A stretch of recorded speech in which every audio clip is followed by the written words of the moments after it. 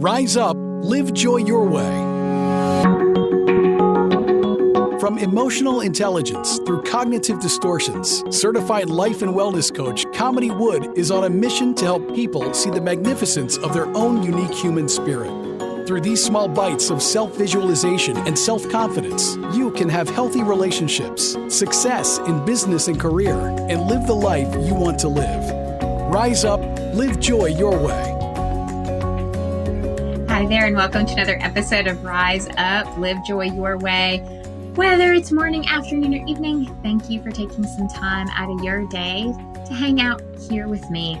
And today I'm going to be talking about something that I love to talk about, which is boundaries. But today I want to focus a little bit on how do we set boundaries without guilt? Because I have had so many coaching conversations over the last couple of weeks here where boundaries has come up, that topic of boundaries. And every single time, one thing that pops up is this common feeling of guilt, as though I'm being mean or it's not nice. So one thing off the bat that I want to say about boundaries is boundaries are not you. They're not necessarily just for other people. They're not you pushing other people away. Boundaries are internal, like we can have our boundaries with our own self, which allows us the space to remind ourselves of what works for us and what doesn't. But also boundaries, when we set them with other people, it gives more clear communication of what does work for us and what doesn't, so that we can actually build deeper connections with the people in our lives. It is so important and essential that we communicate them, because what we're doing is we're protecting our own energy and therefore protecting our own emotional and mental health. Also, though, what we're doing is we are leaning into clear communication. And most often in relationships, that's the thing that is the breakdown, is we are not communicating what we need or what works for us and what doesn't. And so then there's these unspoken expectations that each individual has. I'm not just talking about romantic relationships. I'm talking about all types of relationships that we could have. But those unspoken expectations are what really creates the resentment within those dynamics.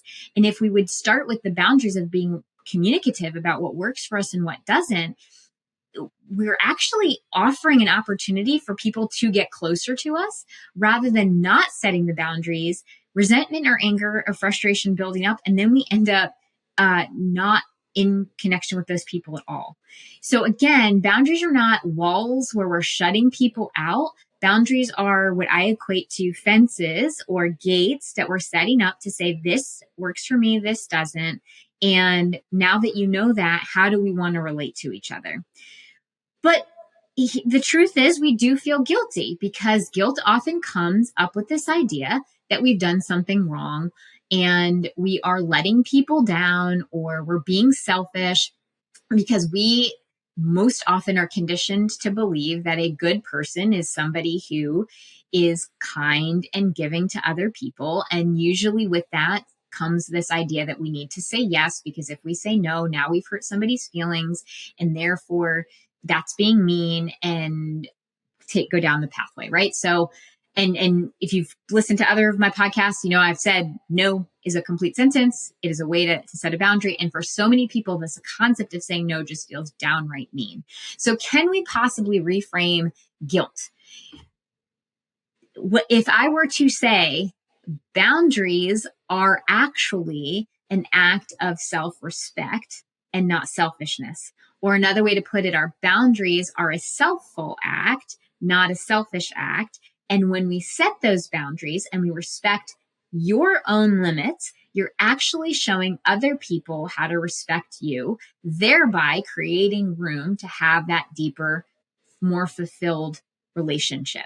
So by teaching people how you would like to be treated, you are now actually empowering them to have that information and to treat you that way, so you guys can actually build a deeper connection with each other.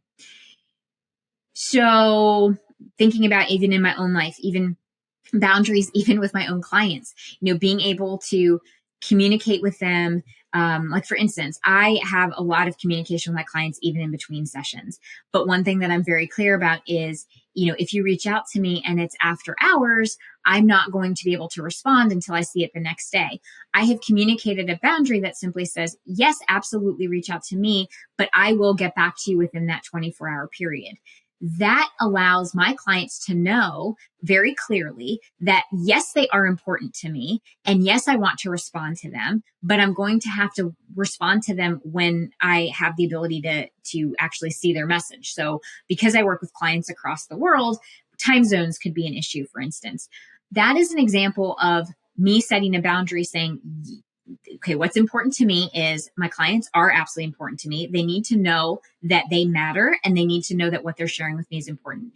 And also, I cannot be awake 24/7. So what will work for me and what won't work for me? And I'm able to clearly and concisely communicate that with my clients. And it's not me being mean. And my clients absolutely know that they matter. Why? Because I'm clear about that boundary. And so they know what the expectation is. And then their feelings aren't hurt. If for some reason I don't get back to them within the hour, they know that doesn't mean Kamini doesn't care about me. They know that it means that Kamini is going to get to me within what she said she was what her boundaries were. So when we're thinking about setting boundaries and how do we do this without guilt, sometimes it's important, if we haven't had any boundaries, that we start smaller. Identify maybe one or two things that you've been saying yes to that that you'd like to say no to, and carve out some time to figure out how you want to communicate those boundaries. And we communicate them kindly. We communicate them with compassion. We don't have to be harsh and simply walk up to somebody and say, I've been saying yes to this thing and I, absolutely can't do it anymore. We can set the boundary with kindness. If somebody asks us to do something and we really don't have time to do it, we can simply say, I'm sorry, I don't have time right now to get that done, or I don't have time to participate in that. I know as a parent, this pops up routinely with a lot of volunteer opportunities within my kids' school. I would love to say yes to most of the things, but I also have to have a balance between my work, my family life, and also what I'm able to do outside of that. And so just being able to say yes when I can, and then checking in and just being very kind with the no. If no feels too harsh, we can say, I really wish I could, but unfortunately, I don't have the time right now. Or I'd love to help you with that, but I just don't have the capacity to add that to my schedule right now. But in the future, I might, right? So we don't have to be, it doesn't have to sound so abrupt. We can create a way that feels good for us, but we're also still saying no. And the other important thing is that, and my clients know that I say this to them all the time, is that sometimes we have to just make room for the feelings of discomfort. Maybe there is like for me, I know that mom guilt pops up, and it's learning to make room for that discomfort, and also knowing that I don't have to give my energy into that guilt and to make it mean that I'm a bad mom, but instead just saying, wow, this feels uncomfortable that I wasn't able to say yes to this thing, because ideally I would love to do all the things, but that I can feel that discomfort and at the same time make room for, I need to be able to focus on these other things that I've got on my plate. And also, it is so important that we have to recognize when setting boundaries that we cannot control other people's reactions. People who have been benefiting from our lack of boundaries will absolutely have a negative response to us setting boundaries. So yes, getting comfortable with discomfort, but also letting go of this idea that you can control someone else's reactions, and letting go of the idea that you are responsible for their reaction. If you are coming from a place of kindness and compassion, and you are not being rude or obnoxious in how you're setting your boundary, and somebody has a negative reaction to it, we have to let them own that. They have to be responsible for how they are responding, because really that's theirs to work through. Just like if somebody sets a boundary with you and you have a negative response to it, and you're not feeling great about it, that's yours to work through. So just like that, other people have to own how they're responding to your boundaries. It's really their work to figure out, not yours to not have any boundaries. If you'd like to understand and just talk about how coaching can help you and support you as you might be going down this path of setting boundaries and really leaning into creating the life that you want, either professionally and personally, feel free to book a time with me at any time at coachwithkamini.com. And until next time, stay well. Thank you for listening to Rise Up, Live Joy Your Way. For more information, book a chat with Kamini at www.chatwithkamini.com or visit her website at www.kaminiwood.com. You can also find Kamini on Facebook or Instagram. Username It's Authentic Me. Thank you for listening.